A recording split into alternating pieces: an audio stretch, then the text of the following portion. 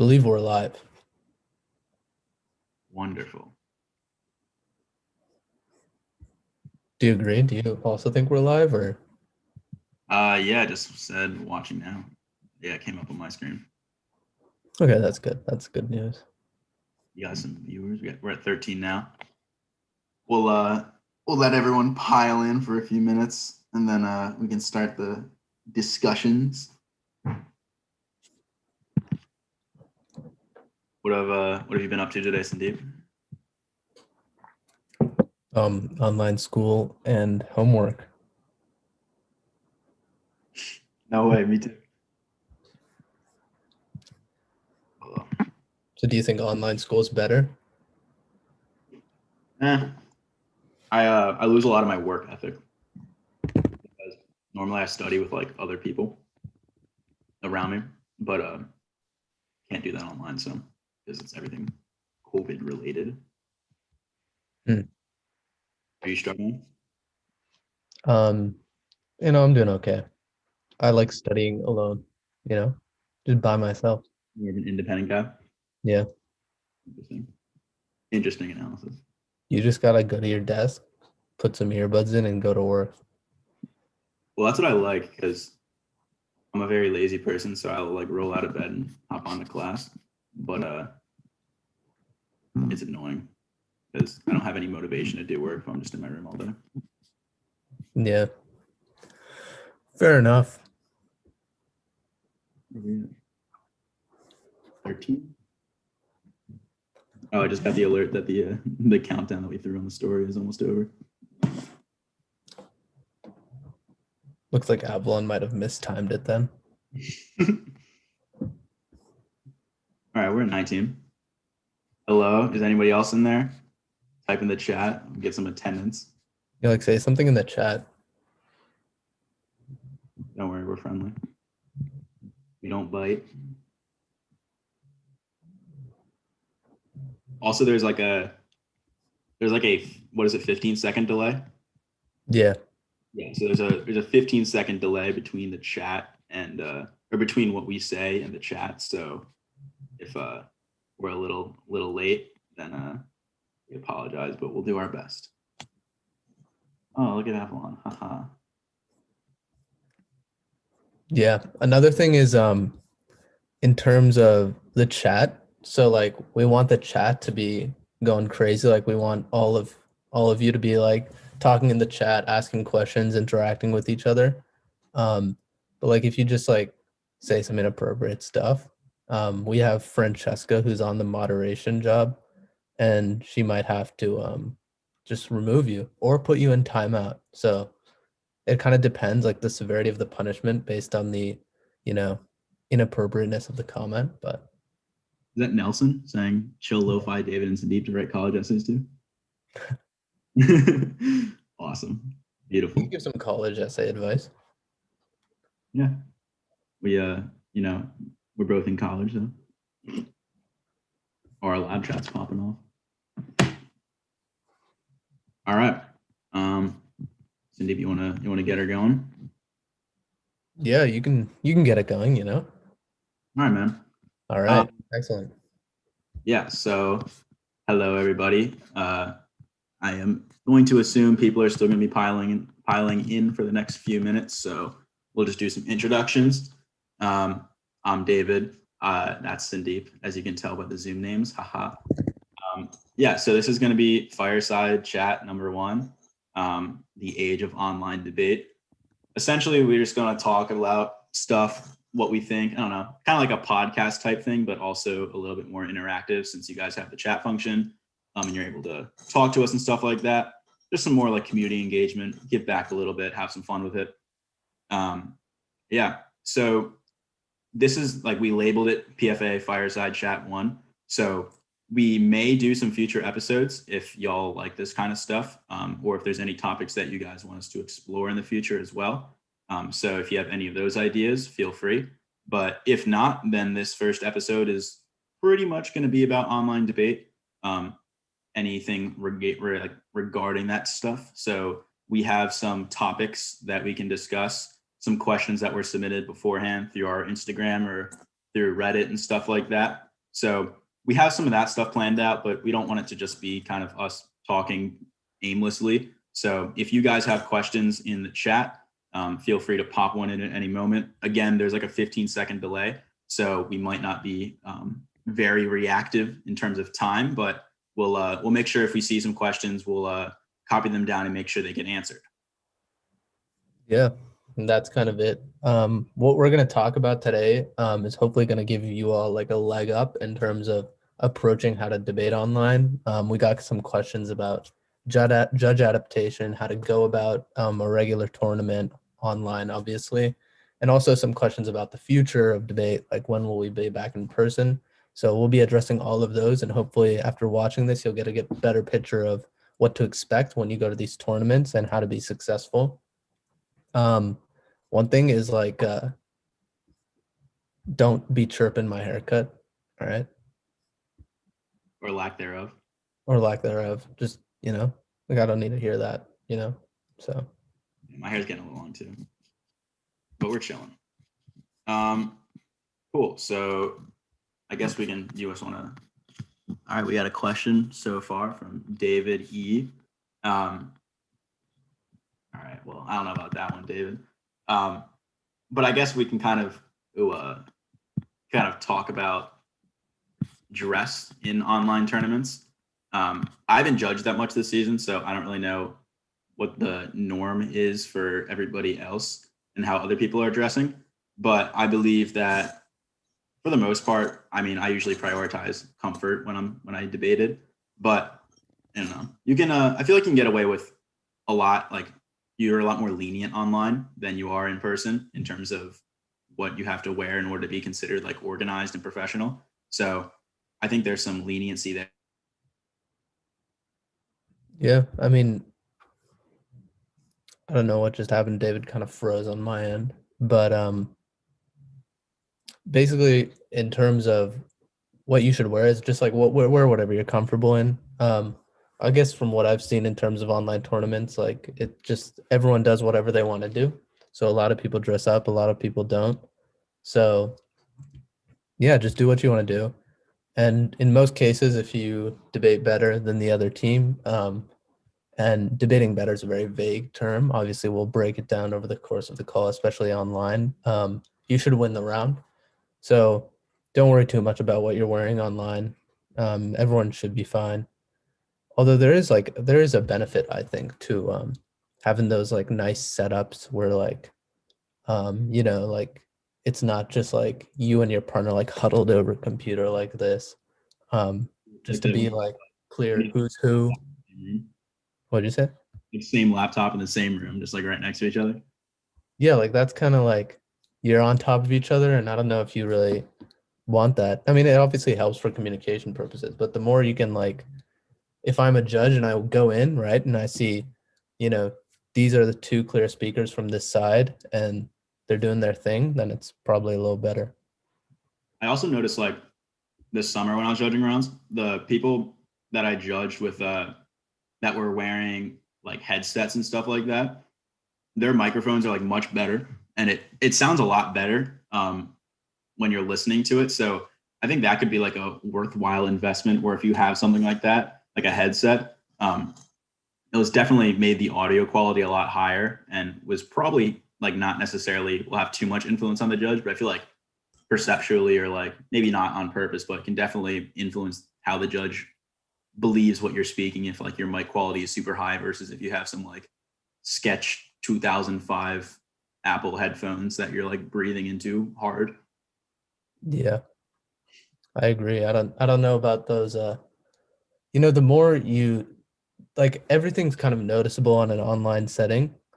So make sure that what you're doing at all times too is something that, you want, or not necessarily you want, but you wouldn't mind the judge seeing, right? So if you're in a room with your partner, you might as well just make sure that both of you are just where you want to be.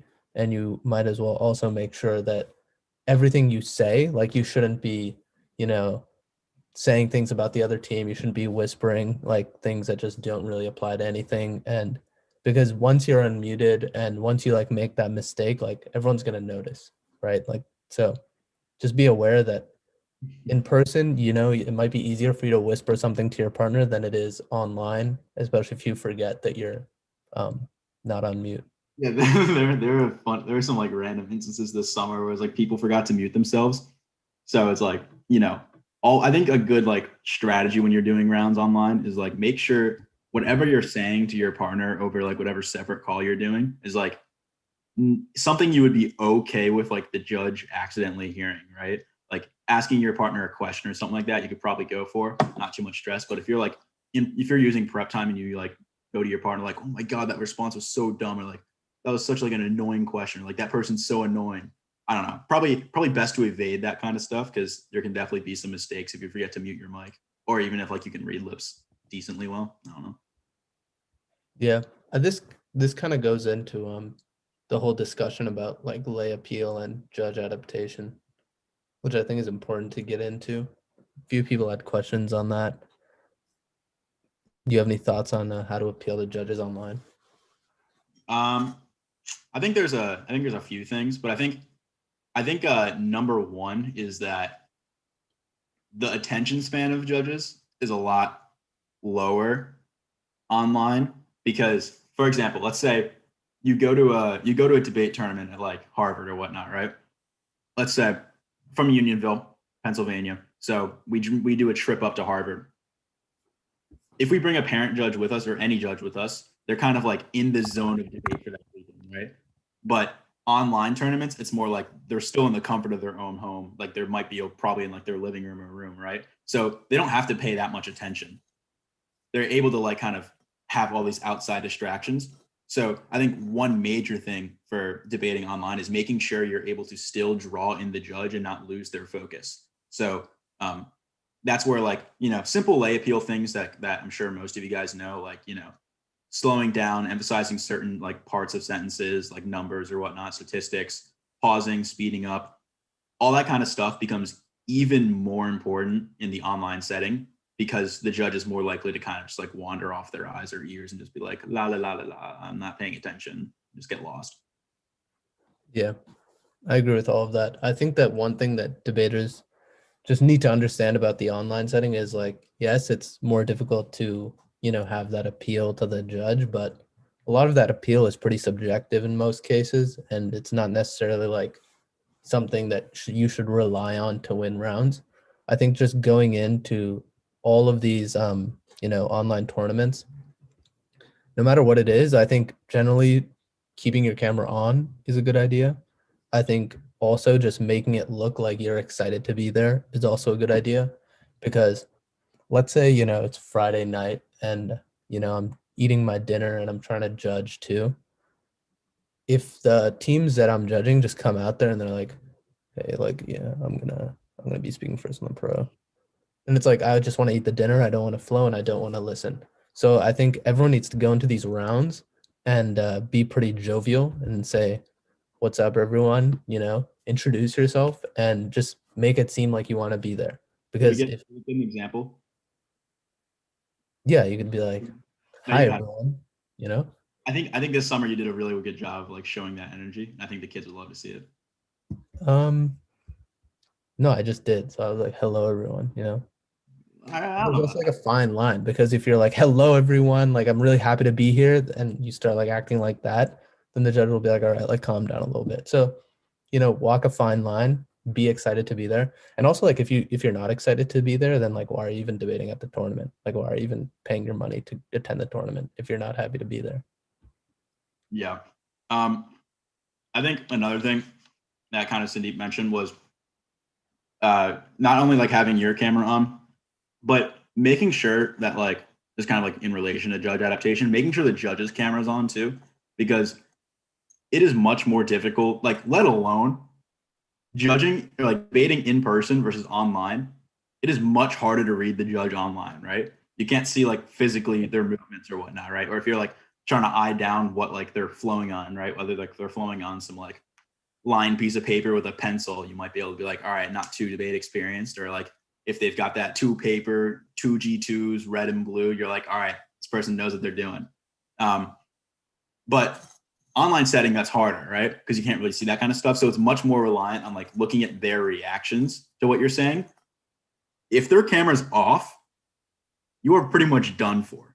There's very little you can do, judge adaptation in the middle of the round, in order to make sure that like you are adapting or you are explaining things that they may seem confused on.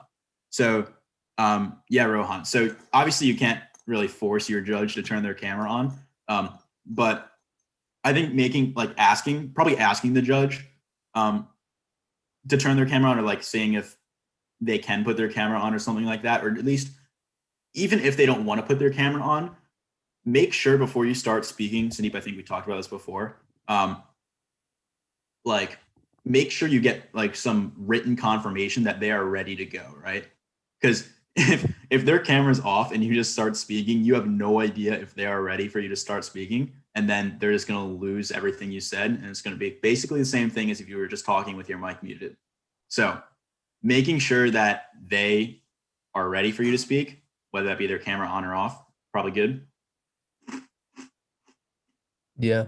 I mean, I think that in general, we just need to be aware that everything affects a judge's perception of you. So the more you're able to make that perception a good one and the judge to like you, the better. So I like a good example of this is like, especially in out rounds, there's no audiences in out rounds ever at online tournaments. Maybe, you know, if they use the software like Classroom's Cloud, and we can get into the different softwares and why tournaments are choosing one or the other. But in 100% of cases, you will not have an engaged audience over Zoom during your out rounds. You might have Classroom Clouds where like people have, you know, their cameras off and it's just a couple of people with the cameras on, everyone else with the cameras off. But it's like, it's impossible for you to control a room in an out round with online debate. You know, your jokes, like, for if you're not like funny, you shouldn't be making jokes anyway. But if you make a joke, right, and like no, you cannot gauge the reaction of anyone in that call, and maybe even the call's just 7 people, right, 2 teams and 3 judges, then it's like has no effect for you. My professors in my classes try to make jokes in online class, and it's so bad and it's so awful to listen to because no one's reacting. It's so weird. And I think especially with like, you know, it might be a little bit better for things like Classroom Cloud where like you can have audiences, but especially for like NSDA campus where no spectators are allowed. I think those out rounds just start getting like a little weird, right? Because it's basically just the same thing as a prelim, where there's like 3 judges, right? Because I think that's kind of like a defining part of out rounds is like the farther you go, the more people watch, the more like hype it gets. But I think that kind of part is eliminated with NSDA campus, which a lot of tournaments are using. And you know, it's cool that like NSDA is offering NSDA campus for like a nice cheap method to do online debate, but you know, definitely loses out on that audience aspect of it. Yeah, and I think this just means that in order for you to really make sure that you're going to win these rounds, you know, be able to break at these tournaments, and pick up the first few out rounds, you need to just make sure that your argumentation and how you're debating is clear to the point and it just gets the job done. Because, you know, you can't rely on the, you know, ooh, like I make these great jokes in second cross, right? Because the judges will just probably not understand the joke. Even if the audience would have understood the joke and laughed, there is no audience. So you need to make sure that what you're doing, your prep and all of that is making sure to be perfect as it can be, and the best it can be. If you start slacking off and you're like, you know, I can rely on, but I don't know what you can rely on in an online debate setting other than you just being able to make your points, make them clearly, and win the rounds. Yeah. So we got a question from Michael. He asked, "How do you stay motivated to debate online?" We actually got this question from a few other people as well before, like on our Instagram, I believe. And I think it's definitely a big part that should not be overlooked. I was actually talking with some of the kids that I coached last year, yesterday or like the other night, and they're kind of talking about how they're definitely feeling burnt out debating online. Like, I think the analysis that he gave was like, when you're debating online, you're sitting in front of your computer all day. So there's a motivation to do prep the entire time, right? Because you're able to do prep the entire time. Because it kind of gets rid of all the social aspect of debate, whether that be like talking with your teammates or talking with other people from other schools or whatnot, or like you're in a cafeteria, like trying to buy snacks from like the the host and like who's charging you like $3 for a Reese's Pieces. Like all those kind of outside distractions kind of go away. So it's like really locks you into just trying to do prep constantly, which definitely is not, I mean, depending on like how well you can like keep yourself going. Like if you can just prep 24/7, by all means go for it. But at least for me, and I think for most people, that kind of ability is not really there. So taking breaks definitely throughout tournaments and making sure trying to make tournaments fun is a huge part of staying motivated to be online. I think that everyone should understand that like the stakes for online debate are the same as the stakes for in-person debate. I think one thing that's really important to understand is like just the fact that tournaments are online have made it way more accessible for tons of teams to be able to go out and compete. So I think that in general, you should understand that these tournaments are probably even more competitive than they would be in person. And just because, you can't have an audience in like the early out rounds and, you can't talk to your friends like at the tournament and you can't like, barter for, candy, doesn't mean that why you're there is like meaningless, right? Because you all are signing up for these online tournaments. Maybe you're going to a few less than last year, but a lot of people are going to more. And you're there with the expectation that you're going to put out your best and hopefully you're going to do better than the last tournament and you're going to make some improvements. So obviously, it would be nice if everyone could just go to these tournaments and have fun and have friend groups and all of that. But the reality is we are in an online format for the foreseeable future, which we can get into. And just knowing that you need to make the most out of that, I think is the right mindset to have. And another thing is just to like, look, if you win a big tournament, you win regional tournament, you qualify to nationals, you qualify to CFLs, you qualify to states, those are still really good achievements. And even, just being able to break at local tournaments for me, like in my first couple years in debate, like that's a huge achievement. And you should just be happy with that and know that if you're going to put in the work during the week, during the couple of weeks leading up to the tournament, and you're going to achieve that goal, you're achieving the same goal you achieved, whether that tournament, I guess in my case, was at a dusty, Massachusetts high school, or if I'm sitting in my room, with my cool solar system wallpaper, it's all the same and you should get the same benefit out of it. Yeah. I think so. Yeah, Michael, I think trying to incorporate ways that you can have fun with your team, I think is the best way where it's not like to make it not seem like you're just sitting inside prepping all day. So I know that's something that I did with the team I coached last year for TOC when it was online. Was we had like we would go into like Zoom rooms or whatever for their rounds, but between rounds, like we would take little breaks off the computer screen, which definitely important for tournaments. But in order to stay motivated during the tournament, it's not burn yourself out. I think that's number one. So what we did was we basically just played games in between rounds. So we would join a Discord call with everybody, and we would just like play, I don't know, like Shell Shock. Not sure if you guys have heard of that, or you know, Slither.io, or just like random online games like that. It was very fun, and we just like after the rounds we would clean up whatever necessary work we had to do after the round, and then we'd be like, all right, we did the work that we have to do. We'll mess around, have some fun until we get pairings, and then we'll lock back in and do some work. So I think that's a good way to kind of balance yourself and make sure you're not burning yourself out during tournaments, so you can stay motivated for longer. All right. I think we can get to, I guess we can talk about Ishan's question quickly and then get back to Pufo debater, who's asked some interesting questions over the course of the evening. So I think in response to Ishan's question about, how to get the judge to turn on their camera, I think Rohan Bagpipes made a similar question. I don't think you can, like, there's no good way to just be like, yo, turn on your camera. I think it's good. It's definitely a good first step for you to be turning on your camera, right? So if you get into that NSDA campus room or that classroom clouds, whatever it is, it's not really a classroom. It's kind of like a Zoom link. Um, you get there. If you don't have your camera on, right? Let's say I was judging and I entered a room and there was three people all with their cameras off who I was going to judge. There would be no reason. Well, I kind of like if everyone debates camera on, but in general, there's no reason for a judge to be the first one to turn their camera on because for the judge, their camera is the camera that least matters.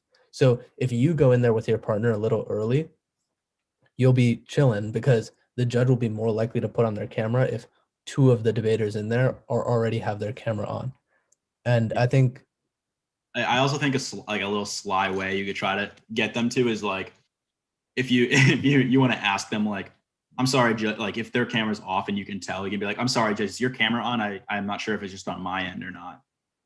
Then like that might give some incentive to be like, oh, should I have my camera on? And they'll like turn it on or something. So that could be something you do. So you're able to kind of read the judge throughout the round. yeah, I think that as much as possible, like a lot of judges just like having their cameras off. So if that's the case, make sure you get some sort of yes, I'm ready before your speeches because um I debated at an APTA tournament, my first and only APTA tournament, and like in one of the rounds, while my partner like she was giving like the speech, like one of the rounds, I was like eating dinner because I was very hungry, and she was like giving the last speech and stuff. But it's like if I were the judge in that scenario, or if I were anyone in that scenario in the round, I wouldn't be able like if I'm eating some rice, I wouldn't be able to just be like, oh, you know, let me say I'm ready, right? So I would have to, put down my stuff, go back to where I was, like actually engaged in the round, and then say, unmute, I'm ready. So I guarantee you, especially, it's kind of counterintuitive, but I think it's especially an issue with, college student judges who might have like, they might be eating, they might be doing other things, because I feel like a lot of times, like parents who volunteer to tournaments, they actually, put more effort into judging than we all think, and they actually kind of they know they have to be there and they want to be there.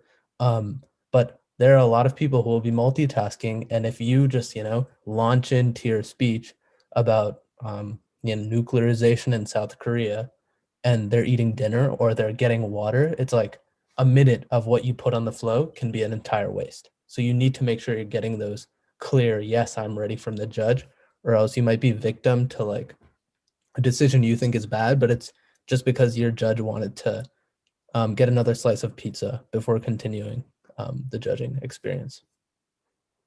Yeah. And then did you have, what was the other one on Puffo debater? How do I prep efficiently without getting distracted?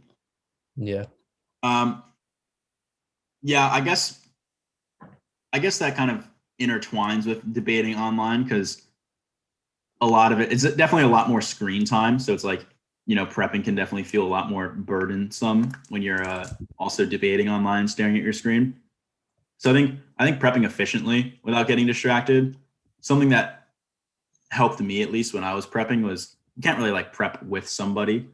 Yeah, I don't know. It depends on how well you're social distancing or if like, if you're comfortable with that or if you guys have been quarantining for a little bit. But I think prepping on a call is definitely can motivate each other to prep. Like the team that I coach, we would do some calls and we basically just all like grind on the call. So we like keep copying and pasting like articles we find or whatnot into the chat or into a doc or whatnot. So it's kind of like serves as a check, like, we're all doing work. So we all like kind of bounce off each other to find that kind of stuff. So that was definitely something that I think helps.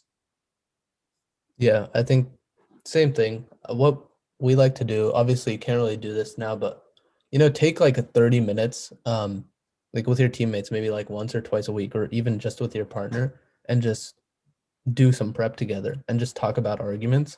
And that'll also help you because I feel like a lot of people kind of just prep a bunch of cards and just try and like, oh, I need to find this evidence, I need to find this evidence. But if you just have like good discussions with your partner as to like, this is the argument we want to run, um, let's now go and find evidence for it, then it can really simplify your whole prep process. And then your distractions will also be limited, right? Because I think the big reason why people don't like to prep is because they don't prep with a clear direction as to what they're trying to find.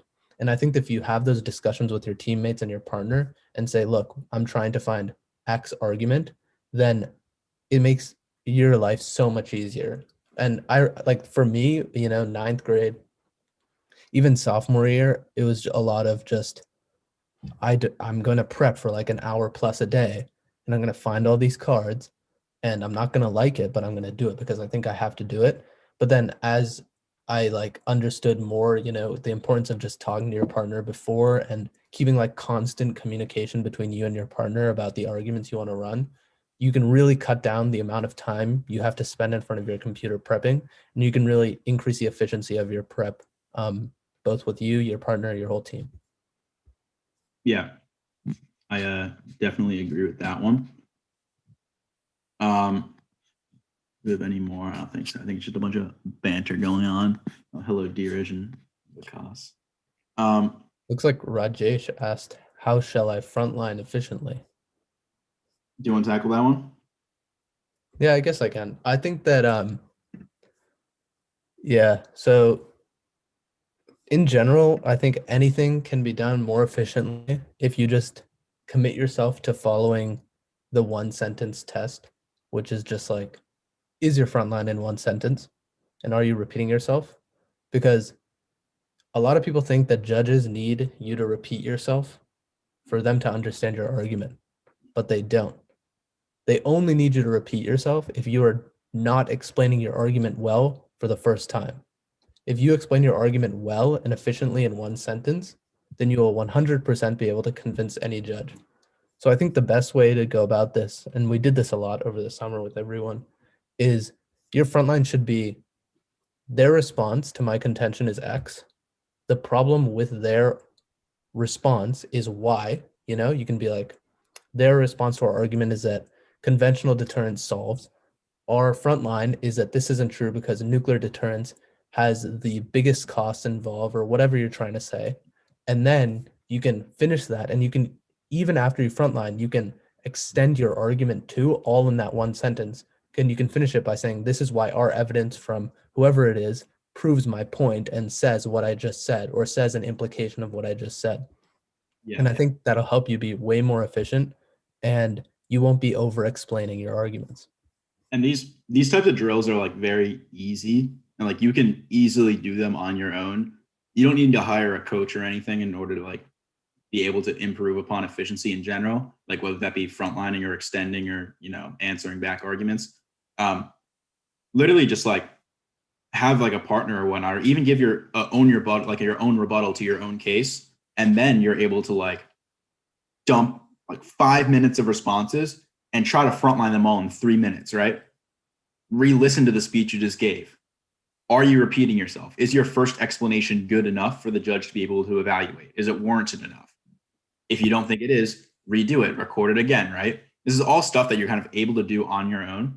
And I think is an easy way that you're able to improve your efficiency, even specifically with frontlining. So those were drills that we did in our lab a lot. I've seen a few of our my labbies in here in the chat. But like, you'd give like a really big, like hefty 5-minute rebuttal, and they'd have to give like a 2-minute speech, like frontlining and extending their arguments, right? I think those drills are very fun. And yeah. Yeah, I think that covers it. I mean, if you want to be more efficient, the best way to figure that out is to practice. And when you practice well, you're going to be debating well as well. And I think that's also something to keep in mind, is that if you don't frontline efficiently or as efficiently as you can, and you're repeating yourself a lot, it'll make it more difficult in like an online setting to like really get your points across and really be able to, add rhetoric or add, good phrasing of arguments, and just look like you're the more confident debater. So I think that everyone should definitely focus on that, because I think that a lot of people think, lay appeal is some crazy art that is difficult to understand and difficult to put in words. But from my perspective, I think a lot of that appeal to all judges shouldn't, and often does not, come down to these like super subjective things, and in reality comes down to, are you more efficient, and is that efficiency allowing you to make better explanations? Is it allowing you to be clear? Is it allowing you to cover more arguments and be more convincing? Yeah. So we got another question: is getting a coach useful? Um, so I think, I mean, I don't think I'm gonna act like getting a coach is not helpful at all. Like obviously having somebody that is able to give you critiques on stuff, help you prep, all that stuff can be helpful, but I don't think it's necessary. Um, I think a lot of the work that I did on my own as a debater was kind of independent, and I know the same is true for Sandeep. Like we kind of just did our own stuff, but I think for example, kind of what we talked about earlier, a lot of the drills that you can do to get better, you can do on your own. It's re-listening to your own speeches, right? Or like listening to recordings of rounds that are available online and see what they're doing in their speeches, trying to mimic it back in your own rounds, right? Or like that kind of stuff. So I think it can be helpful, but it's obviously based on however much money you are spending or are willing to spend, or your financial status. So I think you're able to succeed in debate without a coach, but Yeah, I definitely agree with that. I think that something that you also need to think about when you're determining whether or not I should hire a coach is exactly what that individual will bring to you and your partner. Because a lot of people just, they aren't doing well and they say, the answer is I need a coach, right? But if that coach doesn't really understand what you're struggling with, and if you don't understand what you're struggling with, then you're going to be in a difficult position, especially if you hire a coach who, might be more involved with the prep process, right? So you need to make it very clear if you are going to hire a coach, which again, like we reiterate, is definitely not required for you to improve, because there's a lot of resources available, and there's also just the things we talked about and the drills you can kind of do yourself. But if you are going to hire a coach, you need to make sure that their interests and what they're good at and what they're good at teaching lines up with yours. Because I've seen a lot of teams where they hire a coach and the coach may be a really good coach for one team, but might not be a really good coach for a different team. And oftentimes, it's kind of asking a lot for a coach to do everything, and making those things clear from the start and hiring the right coach is important. I also think something to make clear when you're hiring a coach is make clear what your expectations are and what the coach's expectations are as well. Because I feel like in a lot of cases, a coach will be like, I thought we were only doing one call a week. And then you're like, no, I expected three. And if you don't have that hammered out, it's going to lead to a very quick separation, like oil and water. They separate, right? And it's game over if you can make things clear with your coach. yeah. We have another kind of non-online debate related question, but we can answer. If I paraphrase my cases, will people run theory on me? Yeah, maybe. I don't think it. I don't think it's too big of an issue, though. I think you know, for the most part, theory, like people are running theory more and more, but I still don't think it's that prevalent. Obviously, the limitations of PF is that there'll always be some amount of the judge pool that are community judges, especially on online debate, and we can kind of shift that back. Is like there are so many entries for tournaments on online debate that the judging pools just get absolutely bloated, and it's you'll have like a ton of people in there, and it kind of dilutes the amount of super experienced judges that might be judging in tournaments. So I think especially in online debate, probably not as likely as in terms of you probably won't get the judges to be able to run theory. So I'm not sure if that's too big of a threat. Um, but yeah. Yeah. Uh, Rob? Just to add on to that, I think that you don't need to paraphrase your cases also, um, because I think that a lot of issues in terms of like when evidence becomes a little sketchy is when people just paraphrase too much. So like I think the most paraphrasing you need to do is kind of changing like a little bit of like a grammar thing, just to make it like easily readable. And if you're doing that, I think that by the end of my senior year, especially, like the way we wrote cases is like paraphrasing like little things, um, to just make it like if it said gross domestic product, we would just make it GDP, but that's not like real paraphrasing, right? That's like the same thing people do when they put brackets inside of cards. So just do little things like that. Don't try and change the meaning of anything, and you'll be good to go. So if you paraphrase very slightly and it's 99.99% what the card actually says, no one's going to be able to tell if you give them a card that you paraphrased. And even if they were, it's like you can always say you didn't paraphrase because you kind of didn't. Yeah. We got another question. What are some drills you would recommend between two people? Yeah, kind of like what we were talking about earlier, right? In terms of the efficiency drills, I think those are perfect examples of things you can do between two people and easily two people online, right? You can just hop on a Zoom call or hop on FaceTime or hop on a Facebook Messenger call and just crank out some drills. So like if you want to work on some frontlining, right, then, the second speaker dumps like a 5-minute rebuttal. You have 3 minutes to extend arguments and frontline them and all that kind of stuff, right? Try to push yourself that way.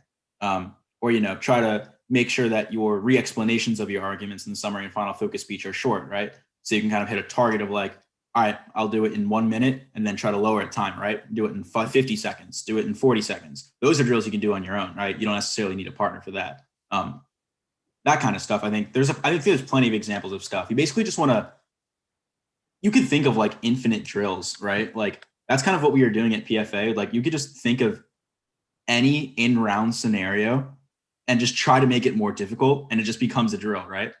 Whether that be, you have more things to do in a shorter amount of time, or there's like more difficulties in whatever you're trying to do. There's like you have to frontline more turns instead of defense, or time allocation wise, collapsing on different arguments. I think there are plenty of drills you can kind of think of and get creative with in order to make sure and tailor towards yourself, and whether or not you are going to improve. So I think definitely the drills you should be doing are ones that will make you much better on your own. So you can kind of think of those ways.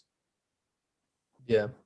I think this kind of also is kind of related to Rajesh's question about how does one stop going 1-5 at every tournament? And maybe Rajesh is playing around, but I think the easiest way to improve is just going in and saying, look, this is what I'm not doing too well, and I'm going to improve it.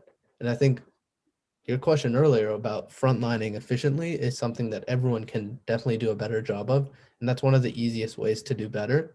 And I think also just making sure you know what you want to improve on before you go out and try to improve on it.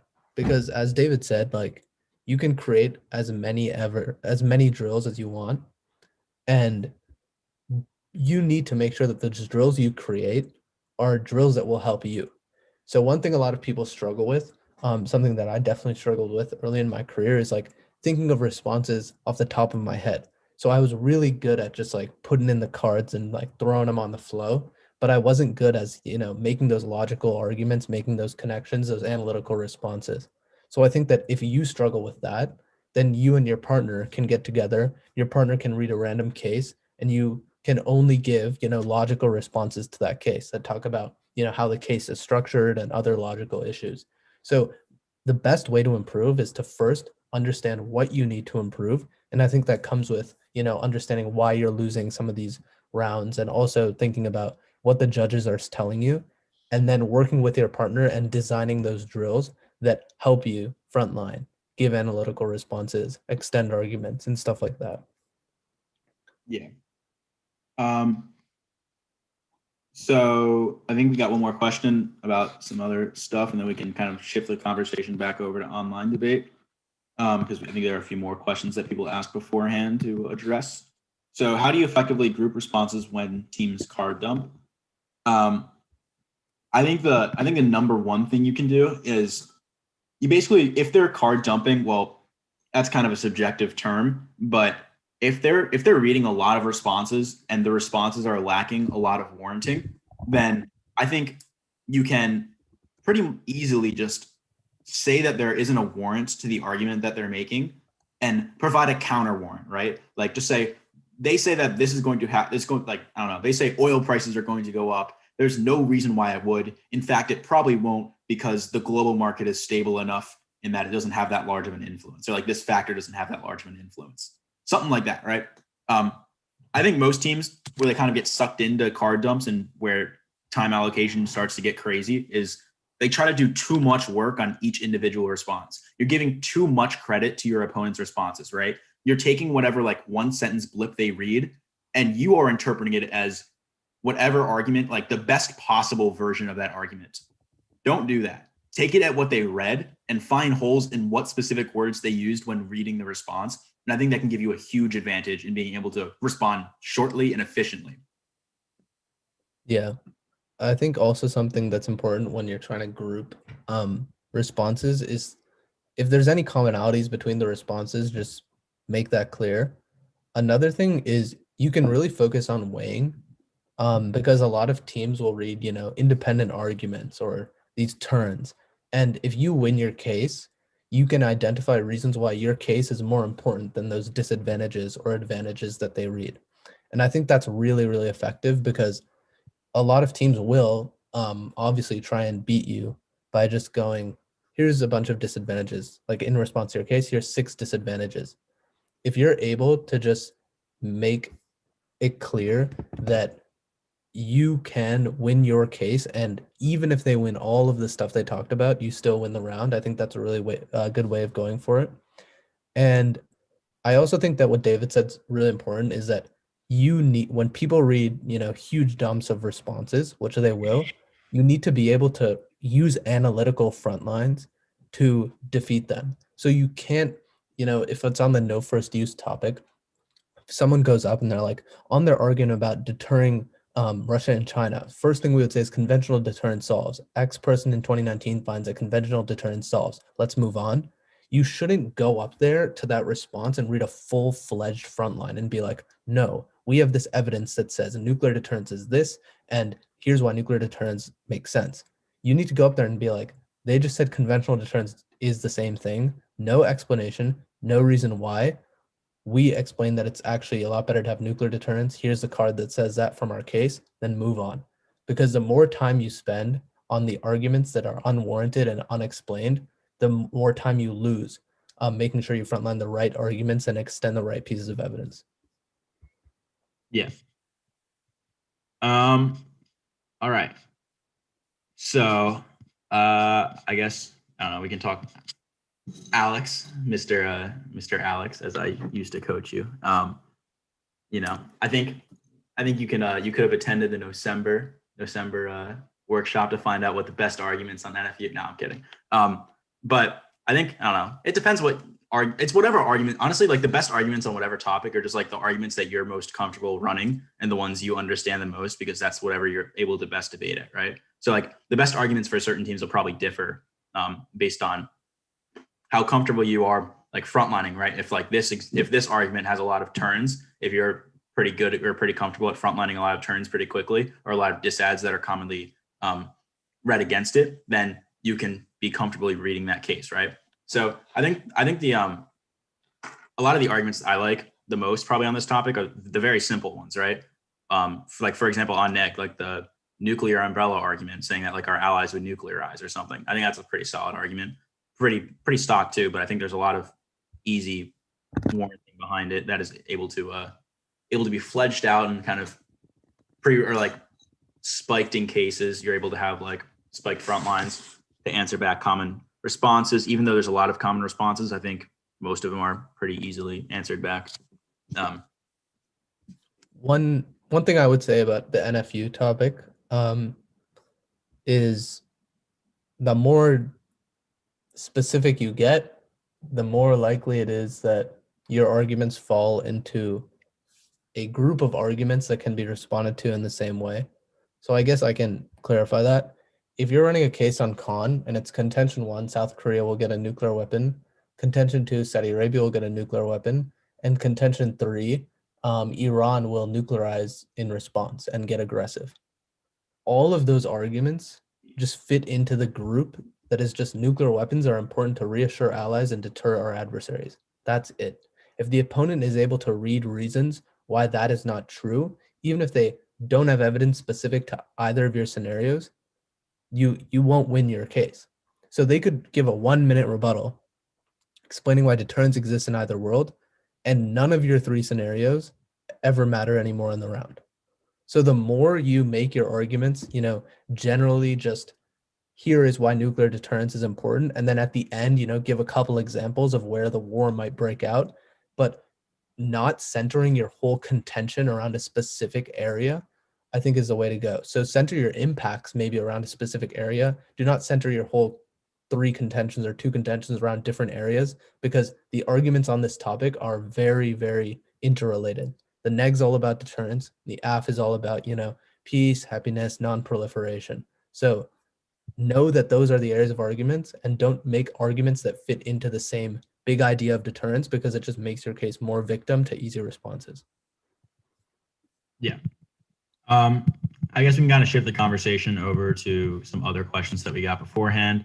I know one that we got over Reddit, I believe, was, well, how long do we think this age of online debate will last? So, what do you think, Sandeep? You think we'll what do you think? What about TOC this year? Do you think it'll be online or in person? I think it will. Well, first to clarify, for the person who asked the question, hopefully you're watching, and everyone else who's watching right now, like David and I, we're not like epidemiologists, we're not public health experts, and we also have not been in like communication with any tournament directors. So this isn't like a Woj bomb. This isn't, it is the night of the draft, but there are no Woj bombs going on in this live stream. This is just our thoughts about where things will go based on just our own opinions. So no one take this as fact. No one go back to your school and report like these two people who obviously, know everything, because we don't, especially about coronavirus, which is something we just, I mean, David, I don't know what David's majoring in, but I'm like an economics major. So like public health stuff. I might minor, but yeah. I mean, I'm gonna apply. I think I'll apply to the School of Public Health. We'll see. Yeah. But yeah, I think TOC will be online. The way I think about it, and then we can get into this. I feel like some people in the chat are really struggling with their partners. I'm not sure what's going on there, but we can generally address that. So I think one thing to think about in terms of when will debate come back is debate important to the people that run the tournaments? So, or the people that host the tournaments more specifically. So think about February, right? Maybe we have some nice vaccine by then. Maybe we don't. The results are looking good though. Think about Harvard University, think about Stanford University, Berkeley, whatever. Universities are barely bringing their students back. So Georgetown, for example, recently said, only seniors are allowed back. So what debaters, if they want to debate in person, what they're expecting out of universities is for them to put high school debaters' preferences over, their own students' preferences, the people who are paying tuition, right? So it's very unlikely that any university will run a tournament, because they face even greater liability issues from bringing all of these high schoolers on campus, and they face little to no benefit, because the only benefit that maybe the school gets, the debate team might pay the school a little bit to rent the facilities. But other than that, the only people that benefit is usually the debate team from that university. And the university would much rather dissolve a debate team than have several lawsuits from parents of high school debaters who got sick and maybe have to shut down their own university because they ran this massive tournament that was a little out of control. So from a university perspective, I don't think there's much of a chance till the end of the year. There might be if everything gets magically better in February, but I don't think it will. And then I think in terms of high schools, there may be a few regional tournaments by the end of the year, but again, I don't think that's going to happen. The reason is the same. For example, my high school doesn't derive any benefit from hosting the LS tournament, other than, getting some money from like the rental fee. The debate team does benefit. But again, right, like what is a school, even a high school, middle school, what do they want? Do they want to be able to run a class for their students, their actual students, that is effective and be able to be safe? Or do they want to run an event for a bunch of high schoolers that might fund their debate team a little better, but could also make sure that their entire way of doing regular classes breaks down, right? I think it's a simple decision for school administrators, university administrators, those who decide can tournaments be held online? I think it's a very simple decision for the foreseeable future, which I think includes basically up till June, no tournaments other than online tournaments. Yeah, I mostly agree with that. I think the question is, it becomes a little bit different for like in-person like camps when you start entering around the summer region. I don't think there will be many tournaments for the rest of the year, especially because like what most Nat circuit tournaments or like even most local tournaments start finishing up around like beginning of March, mid-March. Um, After that, just like TOC, CFLs, NSDAs. And I think that's starting to get into kind of summer ground, which I don't know, is a little bit different because there's more of like a profit motive to hold in-person camps. I'm not sure how good of an idea that would be. Honestly, it depends again how the vaccines are turning out, but like, you know, according to the news, the vaccines start looking pretty good. At least the results so far. I don't know if they'll be widely distributed or not, but even with a vaccine, I don't really know. I think a lot of it's probably still subject to be online. I know one of like the regional camps in the Midwest for another debate event, they recently decided they will be online. So it seems like the direction is kind of going towards that way, but I'm sure we'll know more in the coming months as other people start to make decisions. Yeah. I think we can address Jenna's question, which is, do you think it's a good idea to read more stock cases in front of lay judges? What are your thoughts on that? I think, well, lay judge or not, I tend to think that stock cases are usually the better arguments on a topic, even though they are susceptible to more responses and you can't really get that like surprise attack, come from behind, like shot on the opponent. I think generally they have a lot better evidence to support it. So you can kind of stake your arguments stronger in evidence that is like good and scholarly and not like some sus blog post you found on the 9th page of Google. So I think generally it's probably better. And even for lay judges, I think, you know, lay judges aren't stupid, right? Like they still understand like how basic things work. So I think those kind of link chains that are more common and easy to explain, which usually are the more stock arguments, are probably more susceptible to be understood and easier to explain for the judge to be able to evaluate. And a lot of lay judges kind of vote on what arguments they understand the most, right? And what warranting makes the most sense. So if these most common arguments are the ones that make the most sense, I think you're sitting in a perfect position to be able to win any round, lay or flow. Yeah, I agree with that.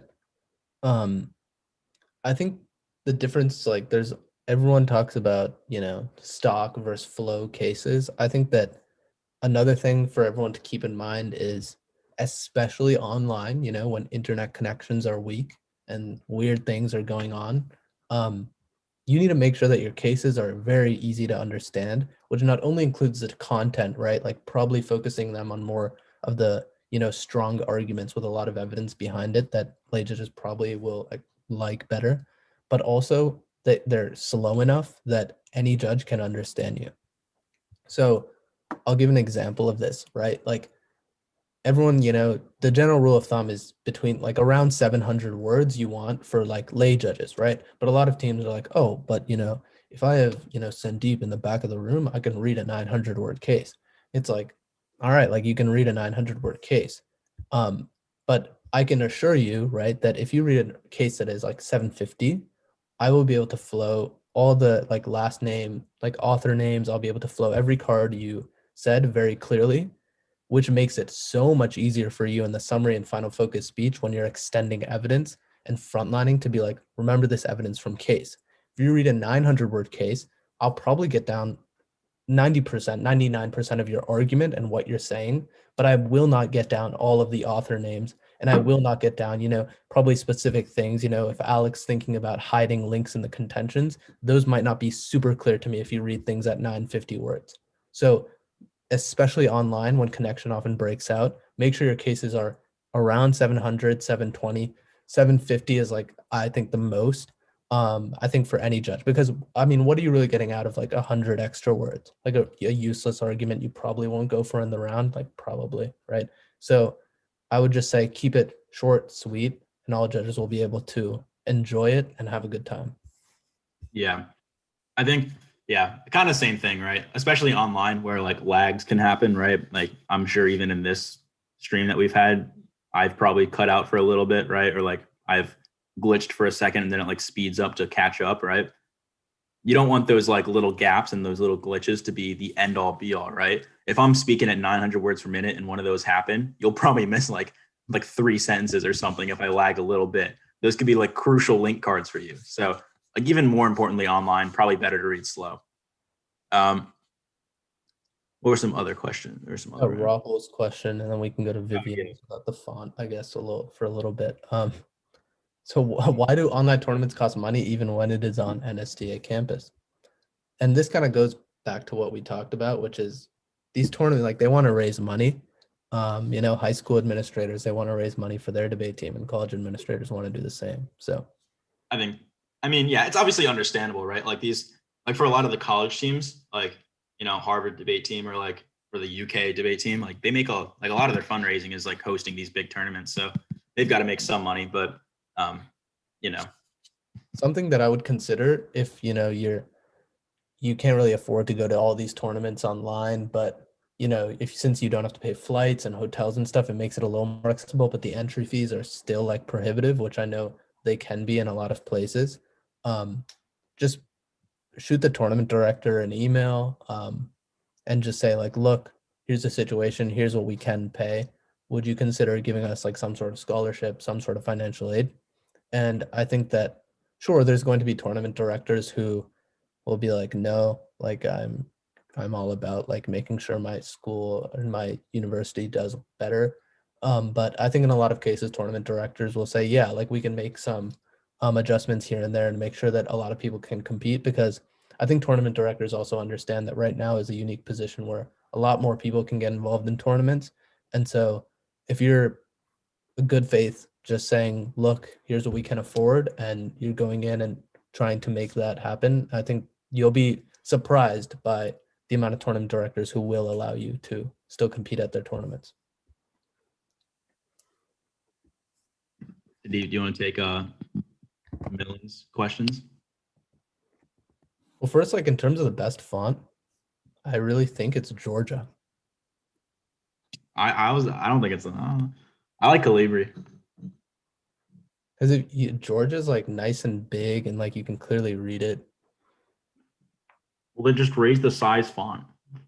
No, it also looks like it looks regal, It's kind of like how what's like the default one? It's not New York Times or not. I just said New York Times. Times New Roman. That was a critical mistake. I'm about to get flamed in the chat for that one. But it begins with an A. Arial. Arial. Yeah, it's like Arial 11 is like the same thing as like Times New Roman 12. Yeah, that's true. All right. Well, quickly, a lot of people seem to be struggling with their partners, or like they think it's like funny to say they're struggling with their partners. But I guess we can discuss like partner dynamics for a little bit if you have any thoughts on that. And then like the people in the chat who are like raging about their like partners, probably like, Well, I'm fairly certain some of these people's partners are also in the chat right now, so they're just trying to have some funny jokes. Haha, very funny. Alex, did we skip your question? No, we answered your question, silly goose. You said probably not if you're going super fast. And also probably just generally not if you're trying to sneak your link, like if you're trying to sneak a link in, you want your judge to write the link down, but you don't want your opponents to write the link down. How are you going to do that? I don't know. I mean, like, I think if you're going to do it, like your opponents are probably going to catch on too. So you're not really sneaking it. And if your opponents don't catch it, then your judge probably won't catch it either. So I don't think there's much strategic value for it. Yeah, I think just being clear and being better than the other team is usually what wins debate rounds.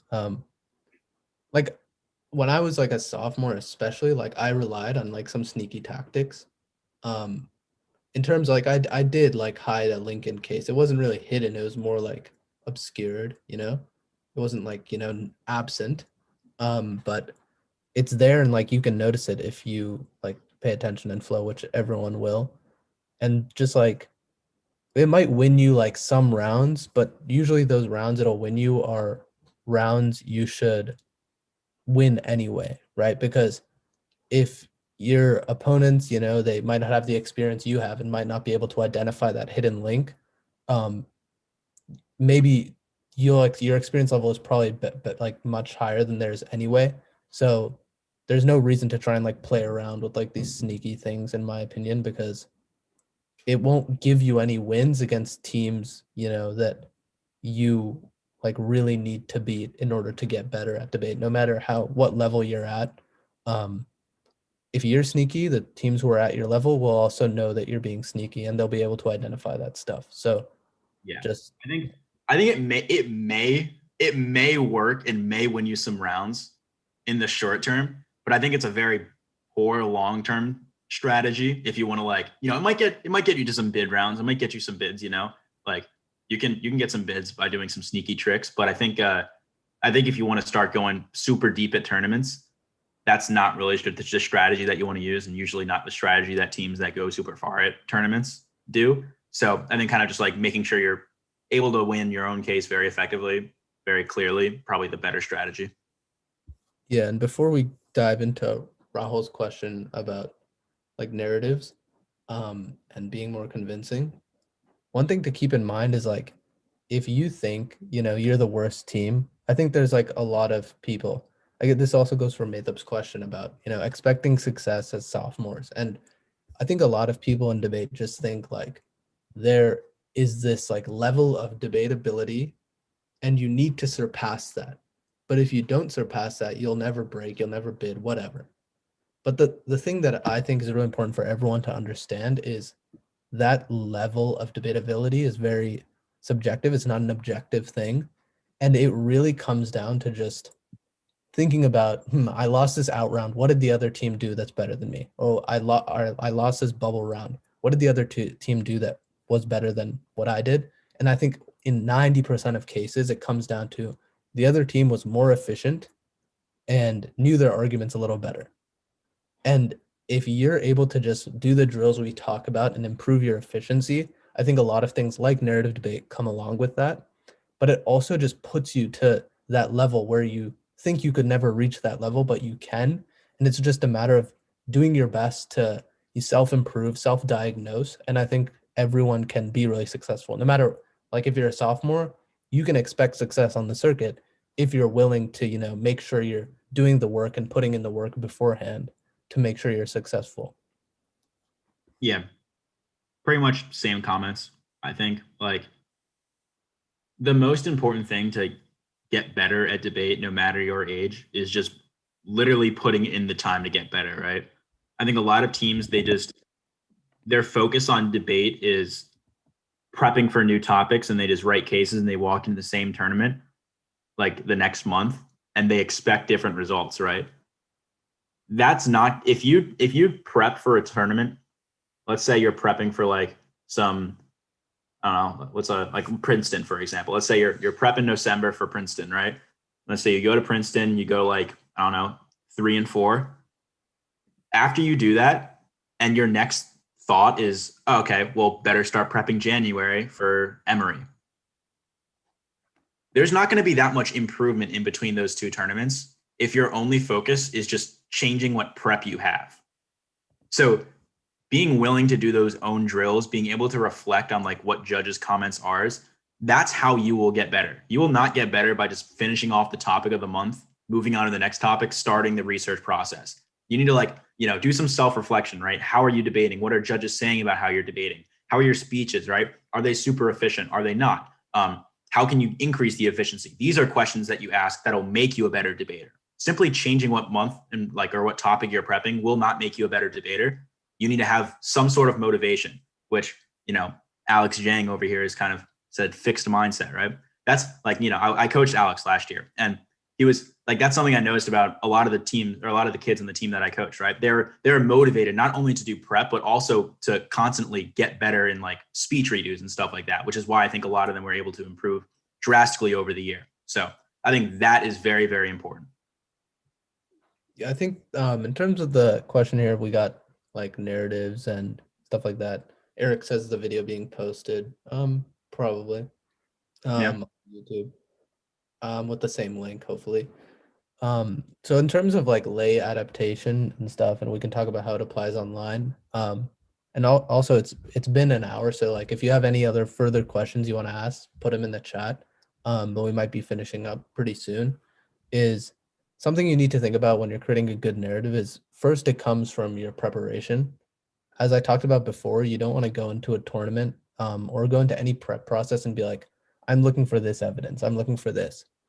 The way you should think about prepping is thinking about that narrative, right? At the end of the round, what do I want the judge to think about? And I think what everyone can do is talk about that with their partner. And instead of thinking about, I need to find 10 cards a day, I need to find 15 cards a day, just say, look, I'm going to create this argument on, no first use topic. I'm going to create this really good narrative about deterrence, nuclear deterrence specifically. And then you need to say, how do I think about how I'm going to frame that argument? And that's how the prep process should work. So I think narrative for a lot of people is like, ooh, like I know this debater had narrative. Like, let me try and replicate that. You're not going to be able to replicate it unless you're able to go throughout the prep process thinking about that narrative. And then once it gets to the round, I think it's just, going through it. Because if you have prepped with the mindset that this is what I want to say in the final focus, this is the argument I want to make, then the narrative will automatically come. Like nice rhetoric and sounding pretty, all of that will come the more you understand your argument, the more your argument is close to the core of the topic, deterrence on the no first use topic. And the more time you put in pre-tournament to make sure you have that overall idea in your head before you even start prepping. And I think that's like something really important that people don't get about narrative debate is it a lot of it, from my perspective, comes before the round even starts. Yeah. And then we got one more question in here. How many hours do you need to work on debate per week?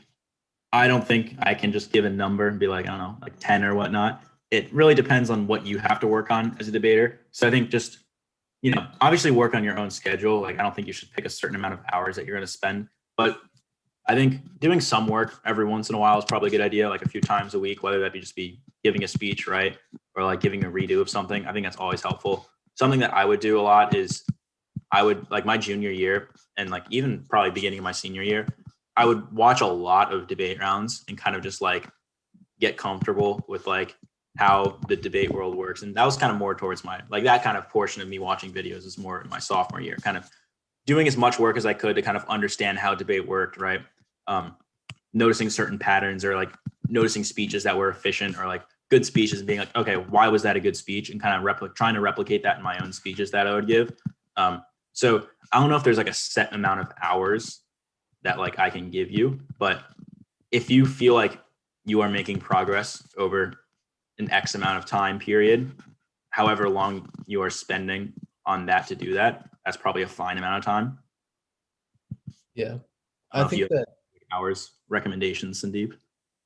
Yeah, I don't know. I think that if you want to like really have a lot of prep, then I think you need to aim for like instead of thinking about like I need to cut these cards or whatever, just be like I'm gonna spend 30 minutes like every day thinking about debate, just like but focus thinking about debate. Because I think for a lot of debaters, like debate's always running through their heads and they're always just like, they're always thinking of arguments, whether it's in class or whatnot. That's like what I would do in classes is just 100% thinking of arguments, stuff like that. But have time when you go home, 30 minutes to an hour to just only debate and just really lock in. And if that's having a conversation with your partner, if it's doing a drill with your partner, that's great. If it's just doing prep on your own, that's also good. But make sure to have that focused time. And I don't think it has to be too much every day to be really successful. And then also just getting back to like convincing like judges and making all that clear. I discussed how a lot of that comes in the prep process. I think the only thing you can do in round, or one of the best things you can do in round and obviously pre-round, is make sure you know how to frontline your cases, how to extend your cases. And that itself will not only, it's kind of like muscle memory, practicing frontlining and winning your case will help you really be successful doing that same thing in the round. But also when you are efficient in doing that, it allows you to have the time to add in, ballot directive language where you say like, judge of the place to vote is here because we're winning this, right? If you're able to get that efficiency, that, real clarity on how you're winning your arguments when you're prepping, when you're practicing, and when you're debating, you have all the time in the world to think about adding rhetoric and adding, whatever you need to create that narrative. So I think that's the first step for a lot of debaters, is getting that efficiency and the familiarity with their cases and their extensions. Yeah. Cool. So I think that's about all the questions we have. If there's not anything last minute, then I guess we can start to wrap it up. So yeah, thank you guys for all coming and watching. It is much appreciated. In terms of what we're doing for PFA, the link is in our description for our website and stuff. If you want to check it out, our winter workshop, we're still accepting registration for it. It's on December 28th, I think. Basically just getting the introduction for the January topic. If you want to get a head start there, you can hear me and Sandeep ramble a little bit more if you go to that. But that'll probably be more topic focused. So you can get a head start there. Again, we will hopefully be doing some more of these fireside chats. So if you have any ideas for the future topics that we could do for fireside chats, I know this one was supposed to be online. We kind of gave some other answers that weren't necessarily all about online debate, but whatever you guys want. So if you have topic ideas for future episodes, let us know.